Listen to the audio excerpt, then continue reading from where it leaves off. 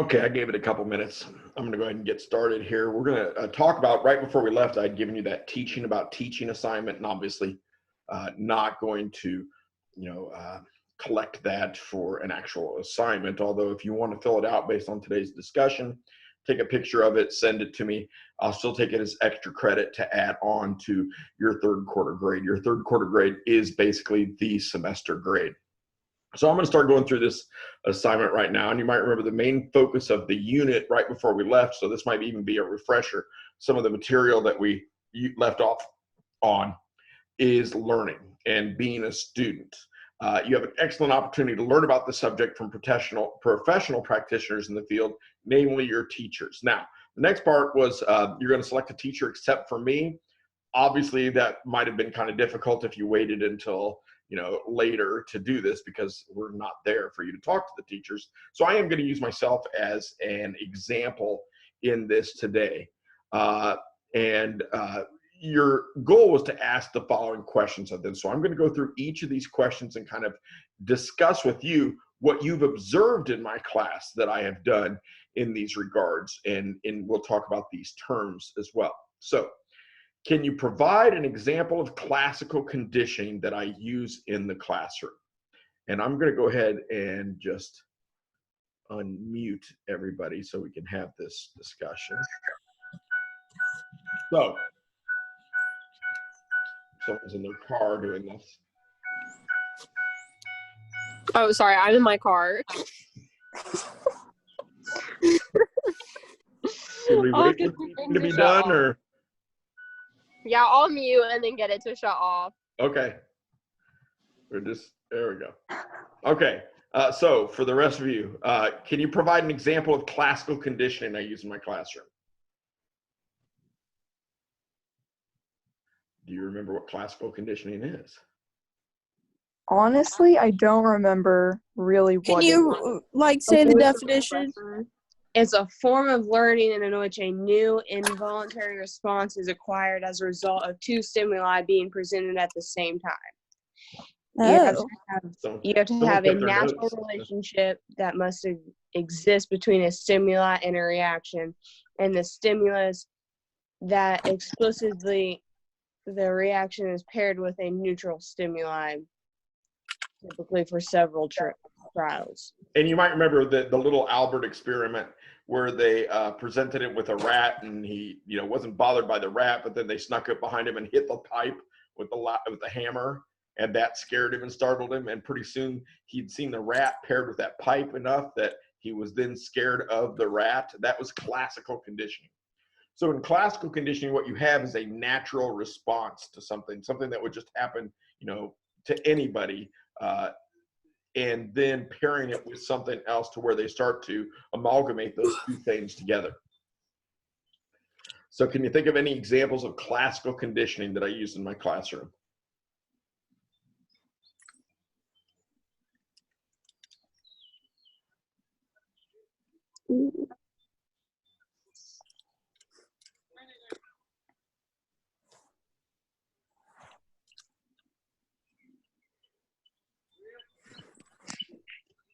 Whenever we talked about that one thing, you would scare us 24/7. Try and make you know what? That's probably the best example, because once you get beyond a certain point in your education, classical conditioning is no longer really needed anymore. Can you think of maybe back to elementary school when a teacher might have used classical conditioning with you though? Because that's a lot more prevalent there. Like walking on the right side of the hallway. But is that natural? Do we just naturally walk on the right side? No, but how did they condition that response? Using classical conditioning.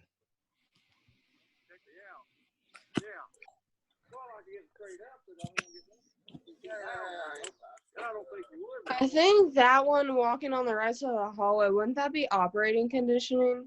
Operant, yes. Probably more so than classical conditioning. How many of you have Senora James? I used to. Test? No one down here has? I do. Yeah. Okay. So 2 of the 4.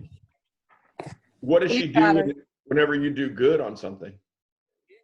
We get stickers. You get Yeah, stickers, right? Isn't that, you get a sticker, it makes you feel good that you've accomplished something, right? Which is kind of natural. People want to be recognized for accomplishing something. So pairing the sticker with doing good on homework kind of is a way to classically condition you to, okay, now I'm going to, perform better on homework.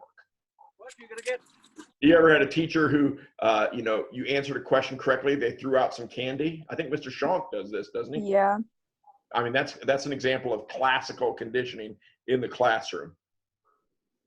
Now we can get into, what Sarah talked about. Can you provide an example of operant conditioning that I use in my classroom?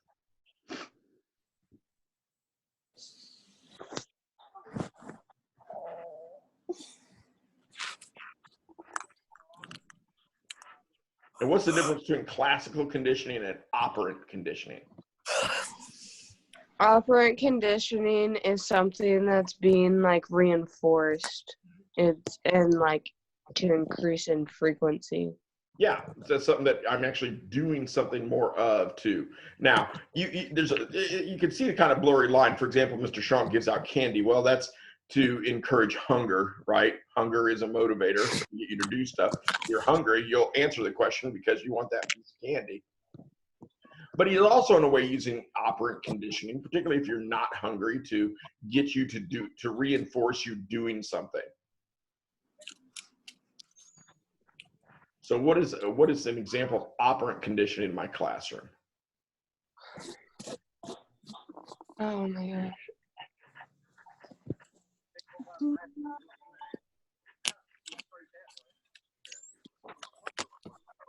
That's not like the quizzes every day, is it?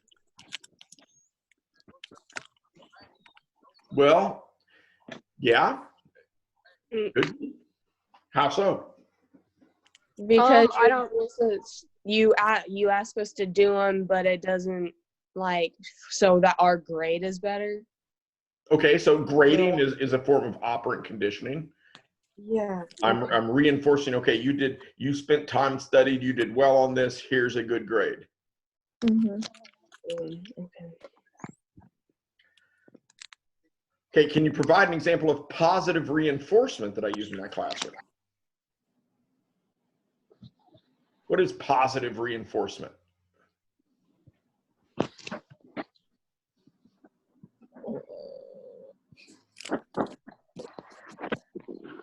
Doesn't it like produce a positive like outcome like from the reinforcement? Well, The positive and negative, I always get those two like confused, like mixed up. no, and it's very easy to, and punishment too, to get those mixed up. Let's go back and look at the terms then real quick.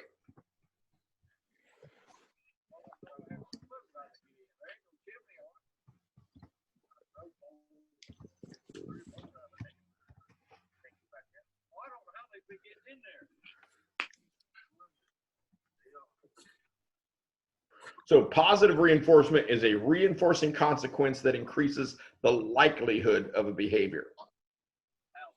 And negative reinforcement is the strengthening of behavior because something negative or unpleasant is removed from the situation. And punishment is a consequence that decreases the frequency of the response it follows.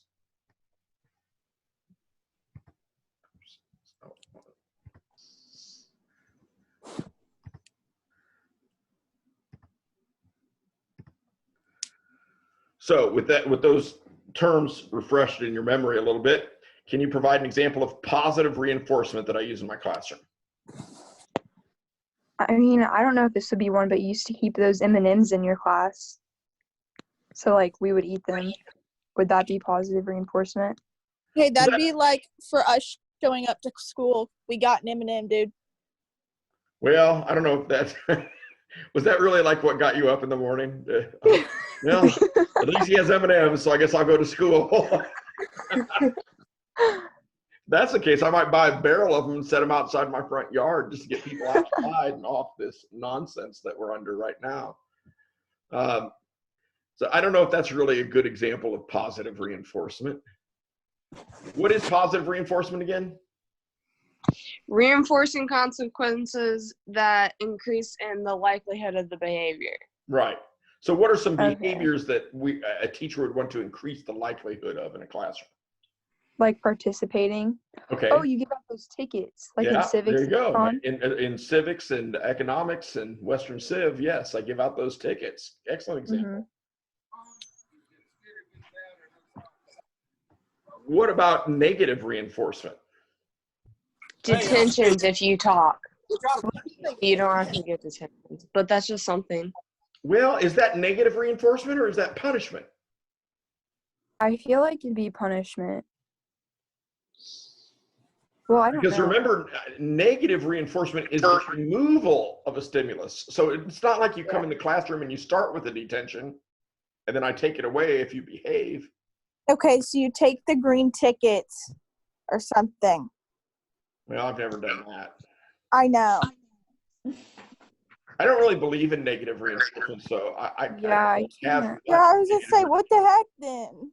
So what are some things some other teachers have done that is negative reinforcement? Oh, I could give you an example of negative reinforcement in my classroom very easily.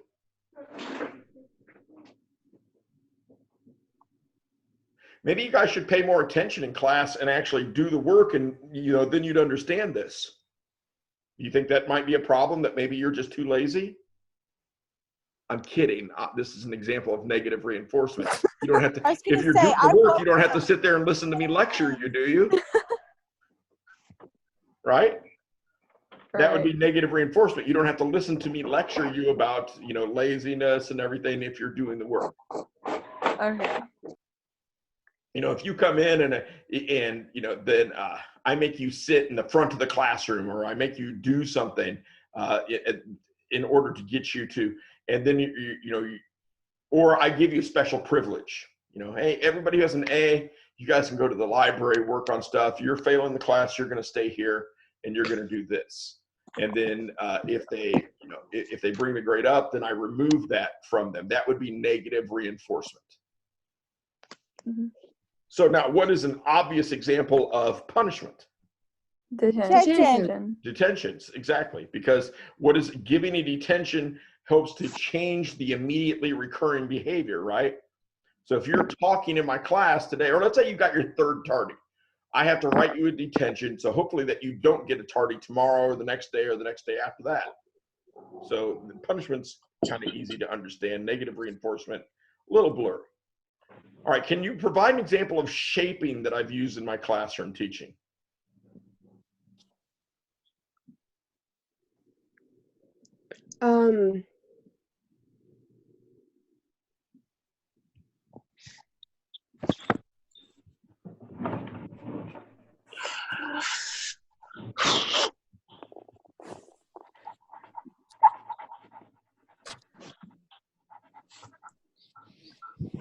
I want to say it's like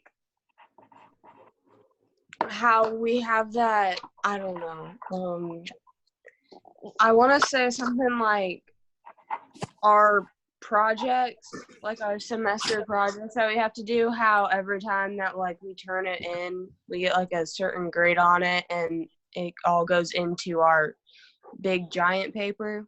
Yeah, I mean, that's a great example, actually, because if you think about it, every little step there is building you up to a final product, right? Where you're making this grand argument based on what you learned in class.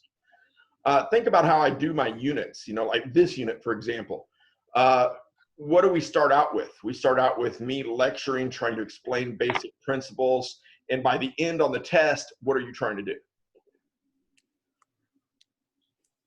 So we know the rules. No, I don't give you multiple choice and just say, okay, pick the term. No, but you have us Show that apply we it. understand. Apply it, exactly. And that you understand it and that you can apply it. So by that point, I'm not asking for the memorization of terms as much as I'm saying, okay, now that you've memorized the terms because of all the quizzes and everything, hopefully I've shaped you to where I can give you a real life scenario and you can apply this to real life and be a better critical thinker. So that's kind of a way of me shaping your behavior to get you to that point. What type of reinforcement schedules do you think I use in my classroom?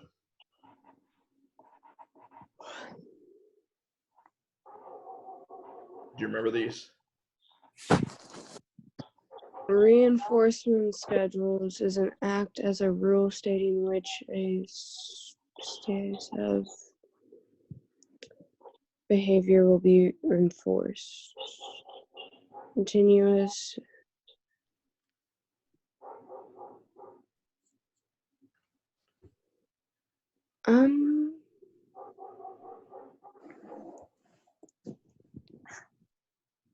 What is continuous reinforcement, Sarah, since you brought that up? Continuous is reinforcing a desired behavior every and each time it occurs. Okay. Do I use any continuous reinforcement? The green tickets. Is that every time? I thought I got one every time because I'm just significantly louder than everyone else. I try to make it every time, I'll be honest. Are there any other times I use continuous reinforcement? I mean, every time we do like work, we get a grade on it. Exactly. There you go. There's continuous reinforcement. Now, what's the other kind of reinforcement schedule? Partial, and it's trying to get a desired response by only reinforcing part of it. Right. And within partial, there were 4 different types of schedules within that. Do you remember what they are? Variable. Variable. Fixed ratio. And there were, and yeah, so there's fixed Fixed interval, interval, fixed ratio, and variable variable. interval, variable ratio. How do those work? Have I used any of those? You said every time you did an assignment, you got a grade. Is that true? Well, I guess not. Sometimes you did an assignment, you just got participation points. Yeah. Did you get, was every assignment you turned in, was it like that? No. What was the ratio? Random. It was random. So it really wasn't a ratio, was there? So it was a fixed, Right. and it wasn't fixed either because it just was so randomized that it was an Mhm. interval schedule, right? Variable interval. So those are examples of the reinforcement schedule that I use in my classroom. Now, how do you meet the needs of, how have I met the needs of multiple intelligences, multiple learning styles in my classroom?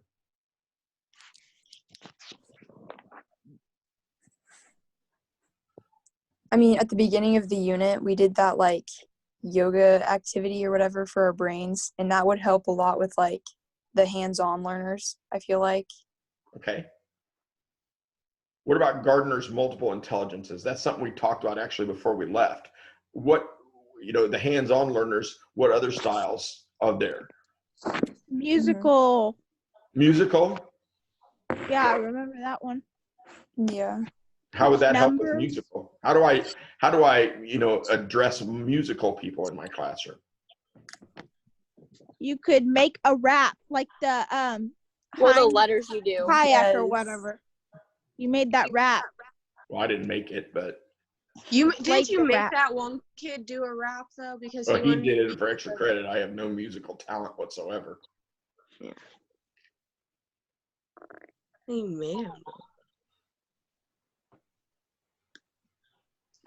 What about visual learners? What do I do for visual learners in my classroom? You have the notes and the Right, presentations. yeah, I have the slides up there for people to read. And then what do I do for auditory learners? You're speaking.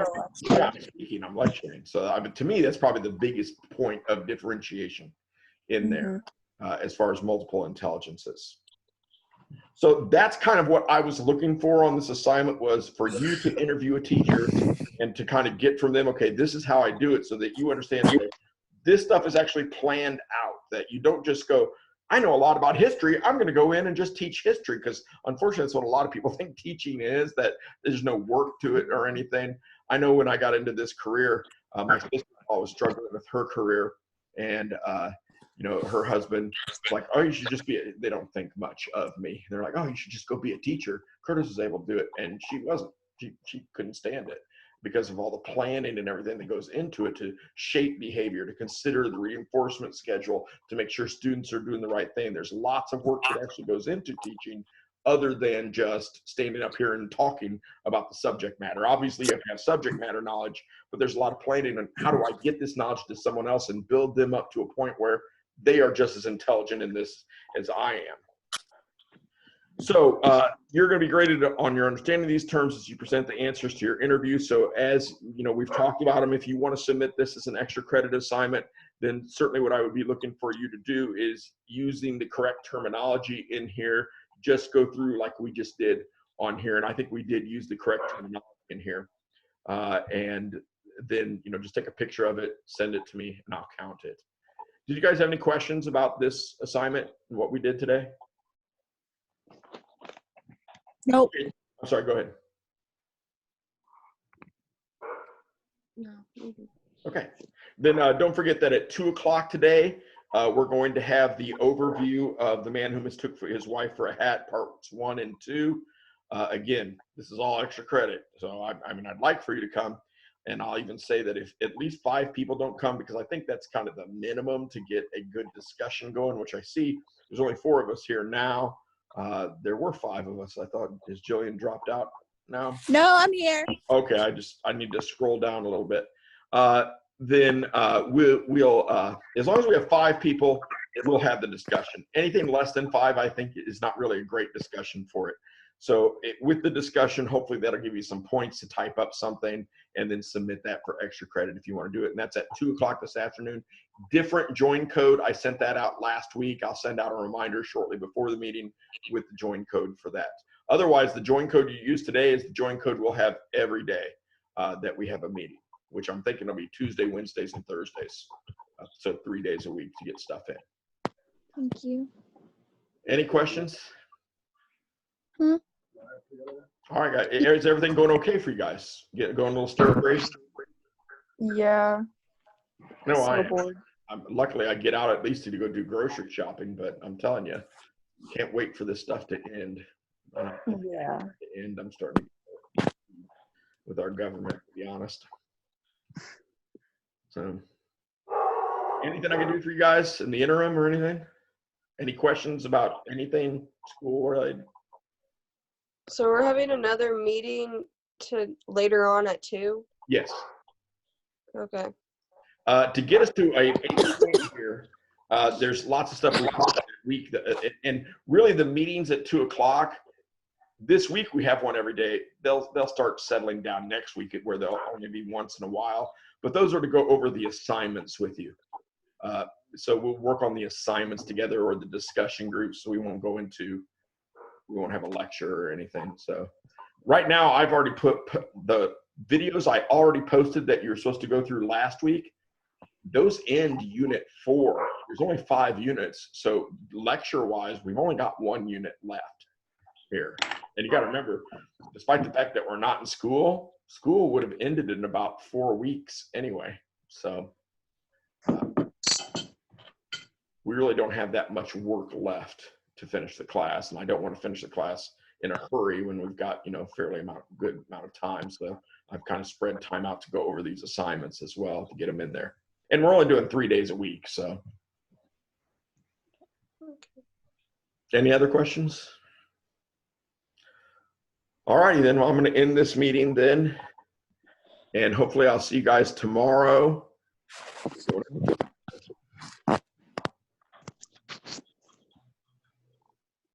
Tomorrow we're going to be going over, we're going to watch actually a video tomorrow since you can't observe. Remember your test was you were going to create a lesson and teach it to a class and then collect data to take the test on. Well, since you can't teach the class and everything, I'm just going to show you video of a class being taught, and then you can kind of get data from that, and I'll share the plans and everything with you, and then you can use that to, you know, we'll work on the Unit 3 exam after that with that stuff, with that data. So, otherwise, if you guys don't have any questions, hopefully we'll see you tomorrow to do that. Talk to you guys later.